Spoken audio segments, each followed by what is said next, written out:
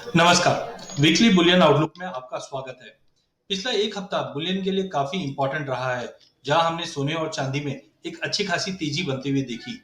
No doubt gold की अगर हम बात करें तो एक अच्छी खासी बड़ी रैली हमने गोल्ड के प्राइजेस में आते हुए देखी, जिस ढंग से इंटरनेशनल के अंदर हमने देखा इन्फ्लेशन बढ़ता जा रहा है सभी इकोनॉमी में, जिसके चलते पूरे एक हफ्ते में हमने गोल्ड में एक जबरदस्त तेजी बनते हुए देखी।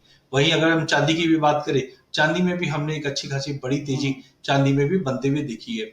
इस वक्त अगर हम डोमेस्टिक मार्केट की बात करें तो गोल्ड 49,000 के ऊपर अच्छे से ट्रेड कर रहा है, जबकि चांदी भी 66,000 के ऊपर अच्छे से ट्रेड करते हुए दिखाई दे रही है। कुछ फंडामेंटल पॉइंट की अगर हम बात करें तो जिस ढंग से हमने इन्फ्लेशन फियर यूएस में जो डेटा आया वो 30 साल के हाई पे आया है, जिसके चलते सोने को भी सपोर्ट मिला है और डॉलर को भी हमने सपोर्ट आते हुए देखा है। तो कहीं ना कहीं सोना और डॉलर दोनों के अंदर जो तेजी बनी है, इसका मुख्य कारण है इन्फ्लेशन। वहीं पूरे एक हफ्ते की अगर बात करें या हम पिछले 15-20 दिन की बात करें तो इंटरनेशनल में गोल्ड के अंदर $100 से ज्यादा की बड़ी तेजी बनते हुए देखी है। स्ट्रॉन्गर डॉलर है, साथ में गोल्ड में तेजी है, ये इन्फ्लेशन को ही दिखाता है। मीनवाइल ग्लोबल बैंक्स की अगर हम बात करें तो स्कॉटिया जनरल ने अपडेट दिया है कि ईयर एंड तक हम सोने को एक और अच्छी रैली आते हुए देखेंगे और फर्स्ट क्वार्टर 2022 में 1950 तक का लेवल देख पाएंगे।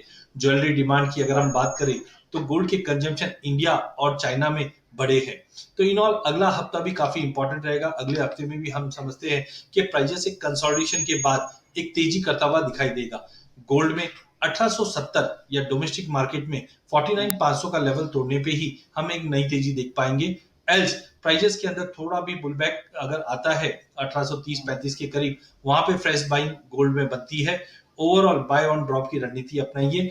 ईयर एंड तक 50,500 तक का लेवल गोल्ड में या इंटरनेशनल में 1920 तक का लेवल मिल जाएगा। वहीं अगर चांदी की बात करें तो चांदी में भी हमने $25 का लेवल तोड़ते हुए देख पाए हैं।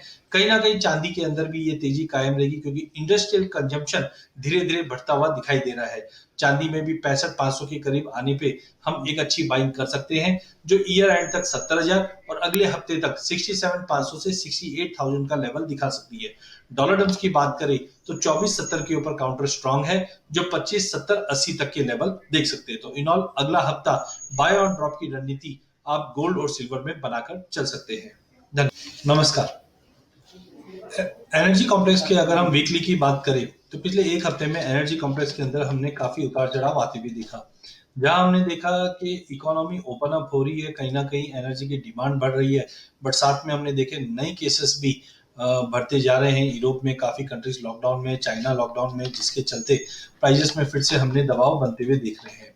पूरे हफ्ते की अगर हम बात करें तो क्रूड के अंदर करीबन 4-4.5% की गिरावट आई है। नेचुरल गैस के अंदर भी ऐसा ही कुछ असर आता हुआ दिखाई दिया।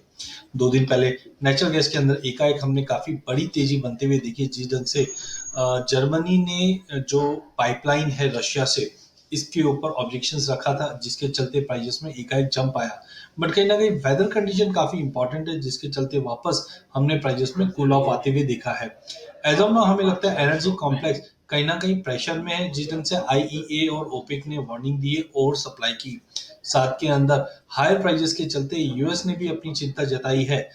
उसके बाद हमने देखा कि एक अटकलें ये भी लगाई जा रही है कि मोर देन 3.4 मिलियन बैरल का एक एडिशनल रिजर्व यूएस ने रिलीज किया, जिसके चलते ब्रेंट अब 80 का लेवल तोड़ चुका है। तो टेक्निकली हमें लगता है प्राइजेस में एक दबाव स्टार्ट हो चुका है। ओपेक पहले भी मना करते आया है कि हम ओवर सप्लाई मार्केट में नहीं करेंगे, बट कहीं ना कहीं अब मार्केट में एक सप्लाई का जो कंसर्न है वो कम होता हुआ दिखाई दे रहा है। कोरोना का भी कंसर्न है, इन्फ्लेशन का भी कंसर्न है, जिसकी वजह से हमने ये फॉल आते हुए देखा है।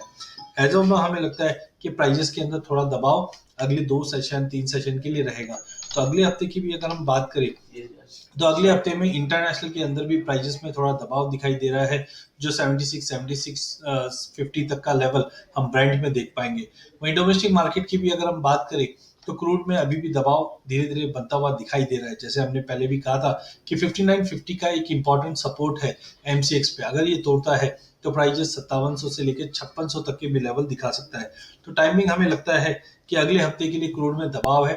थोड़ा बहुत पुल बैक अगर 58, 50, 5900 के करीब मिले तो बेच के चलिए। 5650 का नेक्स्ट टारगेट होना चाहिए क्रूड में। वहीं नेचुरल गैस के अंदर 400 के नीचे काउंटर वीक है, बट ध्यान रखिए 350 का सपोर्ट भी है। विंटर्स के अंदर हम डिमांड बढ़ते हुए देखते हैं, तो as of now natural gas के अंदर वॉलिटिलिटी बनी रहेगी। 380-85 के करीब बेचा जा सकता है, जो 350 तक के टारगेट हम नेचुरल गैस में देख पाएंगे। एज ऑफ नाउ सप्लाई दोनों जगह बढ़ रही है, जिसकी वजह से प्राइसेस में एक प्रेशर बना हुआ रहेगा। धन्यवाद। नमस्कार। वीकली बेस मेटल ओवरव्यू में आपका स्वागत है। पिछले एक हफ्ते की अगर हम बात करें, पूरे बेस मेटल पैक के अंदर अच्छी रिकवरी तो दिखाई दे रही थी, बट कहीं ना कहीं कोल प्राइजेस चाइना में जो गिरावट ले रहा है और हमने नेचुरल गैस के प्राइजेस जो यूरोप में गिरे हैं, उसके बाद पूरे बेस मेटल पे हमने एक दबाव बढ़ते हुए देखा। कॉपर की बात करें, 3.25% की गिरावट के साथ पूरा हफ्ते में मार्केट ने ट्रेड किया है। जिंक के अंदर 5.5% की गिरावट, वहीं निकल और लेड में भी हमने 1.5% के करीब की गिरावट देखी है। एल्यूमिनियम में इनिशियली हमने काफी बड़ी तेजी देखी, बट कहीं ना कहीं अब कोल का जो कंसर्न है वो कम होता हुआ दिखाई दे रहा है, जिसके चलते एल्यूमिनियम में सबसे ज्यादा तेजी हमने 3.25% की तेजी 3.25% की गिरावट हमने आते हुए देखी। फंडामेंटल साइड हमने ऑलरेडी देखा कि बेस मेटल के अंदर पहला चीज, यूएस के अंदर जो इन्फ्लेशन बढ़ रहा है, इसका कंसर्न कहीं ना कहीं बेस मेटल को भी हिट करता है। साथ में हमने इंटरेस्ट रेट जल्द बढ़ने की उम्मीद देख रहे हैं यूएस में। उसी के तौर पे डॉलर इंडेक्स 16 महीने के हाई पे पहुंच चुका है। इनफैक्ट इकोनॉमिकल डेटा पॉइंट की बात करें, ये कहीं ना कहीं थोड़े स्ट्रांग जरूर आए हैं, बट अपसाइड थोड़ा कैप दिखा रहा है। अगर हम आउटपुट्स की बात करें, तो चाइना में जो कॉपर के आउटपुट है, इनमें थोड़ी कमी देखी थी, जिसकी वजह से पहले प्राइसेस को सपोर्ट भी मिला है। साथ में जिंक के भी आउटपुट की बात करें, यहाँ पे हमने 9.2% का ईयर ऑन ईयर गिरावट देखी है। एल्यूमिनियम के आउटपुट में भी हमने करीबन 2% से ज्यादा की गिरावट देखी है।